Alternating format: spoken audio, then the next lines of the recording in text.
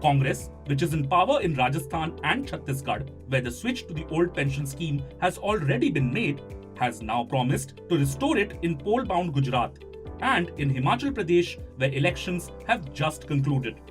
The old pension scheme, or OPS, was discontinued in 2003 by the then NDA government.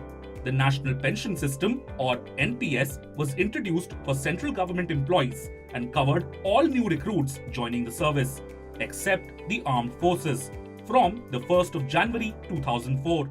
Hello everyone, welcome to Topic of the Day. In today's video, we shall be discussing about the old pension scheme. So this is in context of Congress and AAP that are promising to switch to the old pension scheme. Congress has already reverted to the old pension scheme in Rajasthan and Chhattisgarh, and AAP has said it would do the same in Punjab. So let us discuss about the old pension scheme. It is called so since it existed before a new pension scheme that came into effect for those joining the government service from January 1st, 2004. Now under it, the pension to the government employees at centre as well as states was fixed at 50% of the last drawn basic pay. If we talk about the benefits of OPS, the attraction of the OPS lay in its promise of an assured or defined benefit to the retiree. It was hence described as a defined benefit scheme. To illustrate, if a government employee's basic monthly salary at the time of retirement was Rs 10,000, she would be assured a pension of Rs 5,000. As on date, the minimum pension paid by the government is Rs 9,000 a month and maximum is Rs 62,500. That is 50% of the highest pay in central government, which is Rs 1,25,000 a month. Also, like the salaries of the government employees, the monthly payout of pensioners also increased with hikes in DNS allowance announced by the government for serving employees. A 4% DA hike would mean that a retiree with a pension of Rs 5,000 a month would see her monthly income rise to Rs 5,200 a month. Now let us discuss some of the concerns with the OPS. The main problem was that the pension liability remained unfunded, that is, there was no corpus specifically for pension which would grow continuously and could be dipped into for payments. The Government of India budget provided for pensions every year. There was no clear plan on how to pay year after year in the future. Moreover, the OPS was also unsustainable.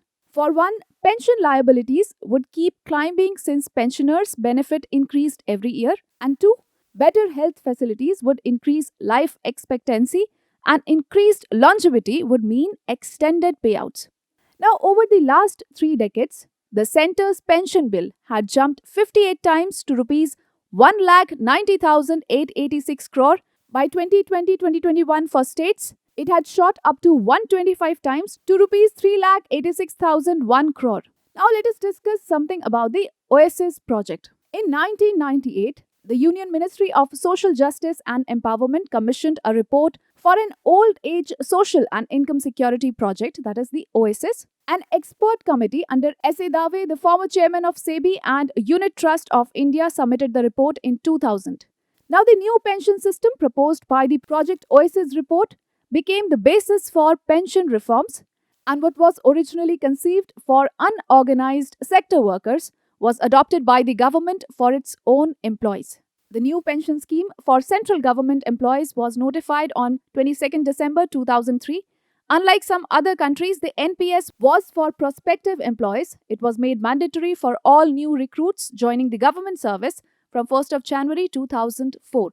The defined contribution comprised 10% of the basic salary and DNS allowance by the employee and a matching contribution by the government. This was Tier 1 with contributions being mandatory. In January 2019, the government increased its contribution to 14% of the basic salary and DNS allowance. Individuals can choose from a range of schemes from low risk to high risk, and pension fund managers promoted by the public sector banks and financial institutions as well as private companies.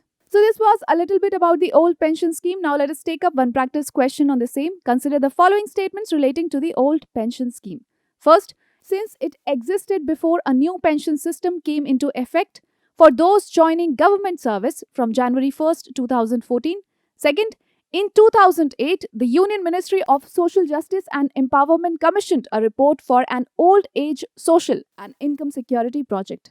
Now, which of the statements given above are correct? You can take a moment and write your answers in the comment section below.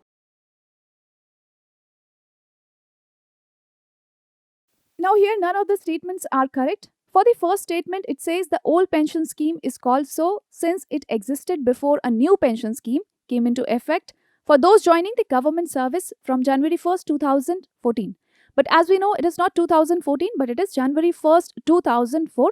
Therefore, the first statement is wrong.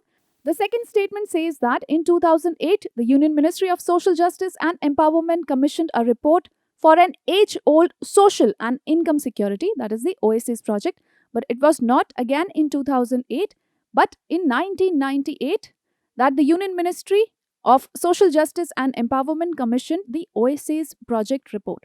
Therefore, the second statement is also wrong, and with this, the correct answer is option D, that is none of the above.